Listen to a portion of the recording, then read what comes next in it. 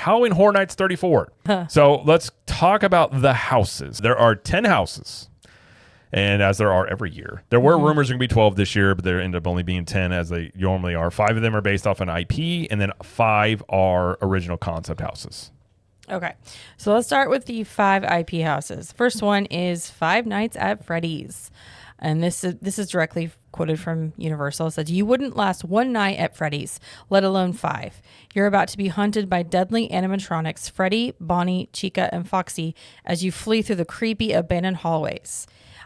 This is based on a video game, Five Nights at Freddy's. And it's actually, so in the video game, it's like you're a security guard that works in Five Nights at Freddy's. And it's very much like a Chuck E. Cheese. It's like a haunted Chuck E. Cheese kind of. Yeah. And so you're as the security guard, you're looking through the cameras and you flip back and forth between the security cameras and you start seeing these animatronics come to life, and you have to like kind of stay in your little room, but then you have to also go out, and it's kind of funny, but like it's interesting. Well, yeah, okay. The only correction I will say, I'm pretty sure the house is based off of the Five Nights at Freddy's movie, which is based off the video game. So okay, it's an adaptation from it. I think that's technically what the house is based off of, is the movie there. But I think this one probably will end up being the most popular house, if I were to guess. I believe so. This would definitely be the first house we do, because otherwise it's going to be busy all night. Yeah, I mean, you got a lot of the youth are going to want it. This IP is very popular with kids, and I think from everything we were seeing as well, like it's going to be a pretty cool house. They've even got like the animatronic where you can eat in basically Freddy's during this as well. They're doing like a whole Five Nights at Freddy's like pizzeria. Yeah, you can actually go eat there. And also the Jim Henson's Creature Shop is a part of this. Like they helped bring the animatronics and stuff to life.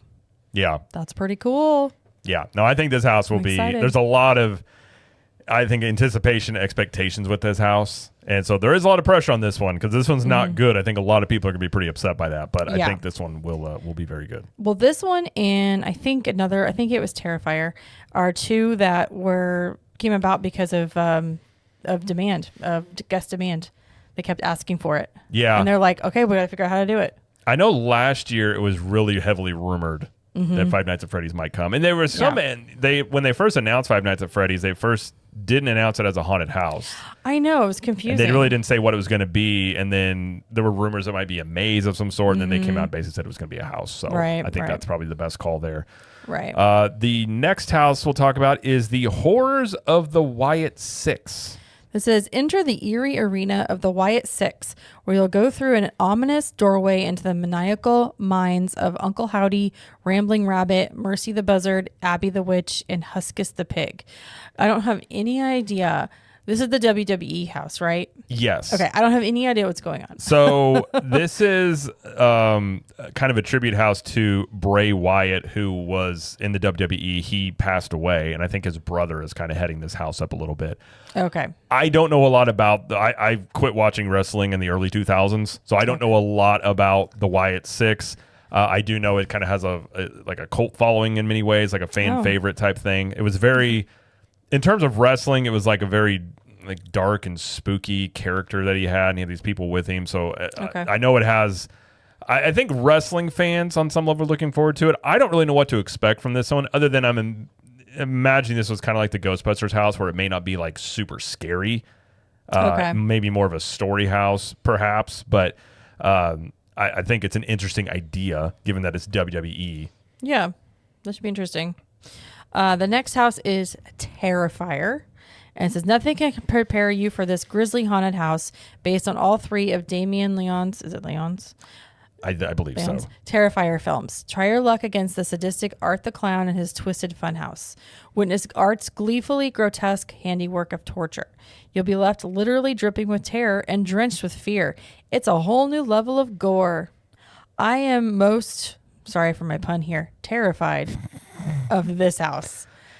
I've heard many rumors about how bad this is going to be, and by bad I mean just gory and bodies. Like I said before, it's weird. I really enjoy Halloween Horror Nights, but I'm not a fan of the horror genre of movies. Right. I've seen clips of Terrifier. I want nothing to do with it. I will never watch these movies. I don't want that type of stuff in my life, but I know it has people are really excited about this. They've also said you will get wet in this house. In the Symphony of Blood. Right. But you can choose the dry path if you wish. So I actually looking into this. So Hollywood does not have a dry path. Hollywood and Universal Studios Hollywood, they don't have one, but we do. So you can choose the wet path or the dry path or blood path or whatever they call it. Right. But it's just water, but like you will get wet. Yeah. They also said Art the Clown will be roaming freely around the park and not just appearing in the house as well. That's terrifying. Yeah. Yeah, I mean, I'll do this house, but I can't say it's something I'm like, oh, I can't wait to check this house out. It's just, it's not for me, but I will go check it out. Same. The next one is Jason Universe, and this says, come face to face with the iconic horror villain Jason Voorhees. Step into the terrifying world of this silent killer. Flee through the woods and into his sinister shack. Enter the summer camp where his gruesome legend began. Jason is back, and nothing can save you now. I mean, this one's pretty self-explanatory. Yeah. Jason's an old Halloween icon. What's funny is I think there's so many other houses people are hyped about. There's really not much anticipation. A lot of people aren't talking about this house. I think in other years they would have probably. But, I mean. Well, it encompasses a lot of the different versions of Jason, I guess. Yes. So I think we'll get a lot of that. And I'm sure there'll be Crystal Lake stuff everywhere and all that. I imagine so, yes. Yeah. And then the other house I think will probably be the second most anticipated one is Fallout House. So this is face your fears in a post-apocalyptic LA devastated by nuclear war based on the hit show and game franchise Fallout. You'll travel into the vault and be attacked by raiders alongside Lucy.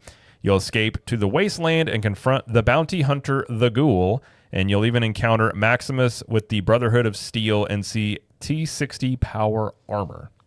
I don't have any idea what's going on. I played a little bit of the Fallout games. It's an interesting, like the world in it is kind of like a 1950s like a post-apocalyptic 1950s. So it's kind of that kind of cool like atmosphere for it, like world building wise.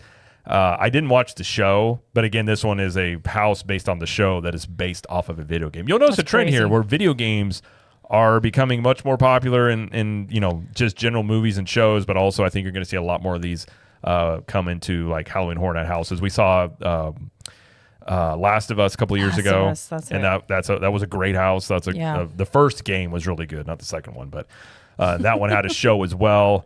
So I think this one, that T-60 power armor is supposed to be a pretty impressive animatronic that they have in here.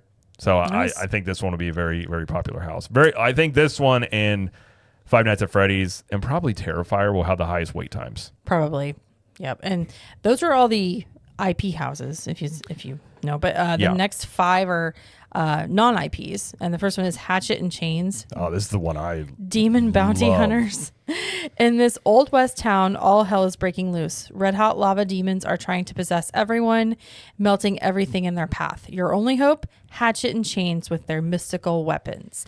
Now, this was in the Slaughter Cinema house last year. Wasn't this one of the... Yeah, it was a movie that was in there. I think it was a room in that house. Yes. This one... this one sounds very cool. It sounds really cool. It sounds cool, and I hope this one's a huge hit, and then I want this to become a movie franchise. Okay. As I've said before, Stallone and Kurt Russell, much like Tango and Cash, Hatchet and Chains, Demon Bounty Hunters, you can make 20 of these movies. Mm-hmm. If you can make 25 Fast and Furious movies, I want multiple iterations of Demon Bounty Hunters. Okay. I think about, remember, did you ever see Constantine? Yes. I love Constantine. I thought that was a really, really good movie. You could do something along those lines. Like I think it's pretty cool. Yeah.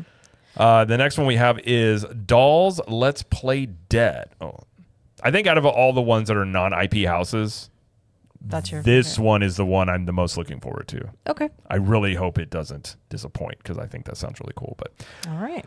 The next one that is non-IP is Dolls Let's Play Dead. It says you're about to become doll-sized and witness the unnatural creations of a twisted little girl. You'll be hunted by burnt fashion dolls, toys she's melted together, and undead horrors in her dollhouse. Kind of sounds like Sid from Toy Story. I don't like dolls. I don't like Annabelle. I don't like Chucky. I don't like when little kids are like demon possessed. I don't like creepy dolls either. Like if you like, I don't think like about, when dolls or toys come alive. I don't like that at all. I don't like it. like you don't like it with Toy Story, or just like when they're haunted. No, like haunted Yeah, stuff, yeah, like yeah, mean yeah. stuff. No, Toy Story, psh, different story. You just don't like demon possessed toys, Correct. like Chucky. Yes. Yeah, I'm with you there. I'm the same way. It could be really good. We'll see. But yeah, that's Yeah. one where I'm just like, it's got two things I don't necessarily enjoy that much. Although I don't enjoy the horror genre that much anyway. Yeah. So. And then what's the next one, Jamie? Next one is Grave of Flesh.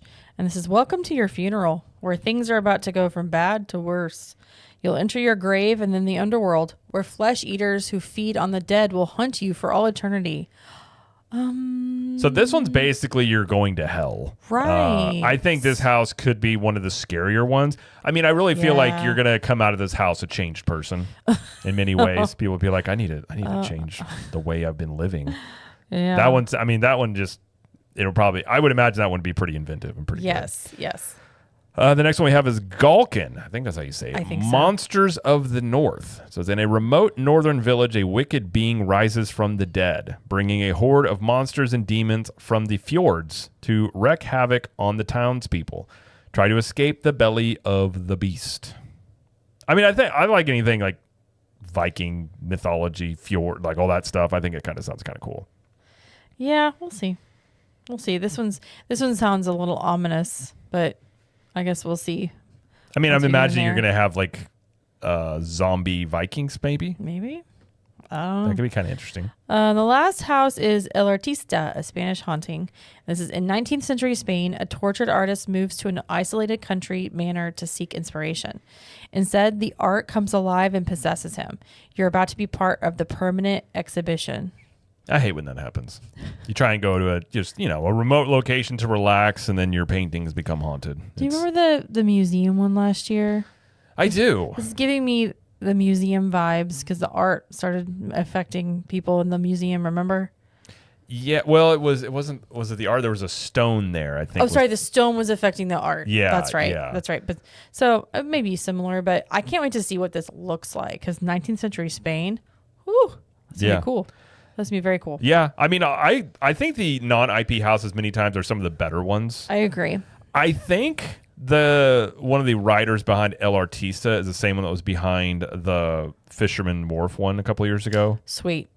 I love that one. I think The that's him. That one's a really good Dead one. Man's Pier. Yes, Is I that think the that one? was it. Yeah, which is one of the better houses that I in the last few Oh years. yeah, that was so good. So I believe that is one of the same guys behind that is behind that one here. So Yeah.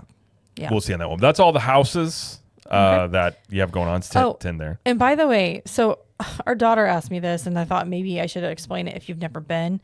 The haunted houses are not actually like inside where everybody else is in the park, like during the day. They're out in these either sound stages or permanent tents that are like backstage areas of the park. So you don't see them unless you are directly going there during Halloween Horror Nights. Right. Cause she asked me, she's like, so do they open them during the day? Do you just go in? I'm like, that's not how it works. So I'm just gonna explain that first. But Yes, that is how that works there. they So are backstage.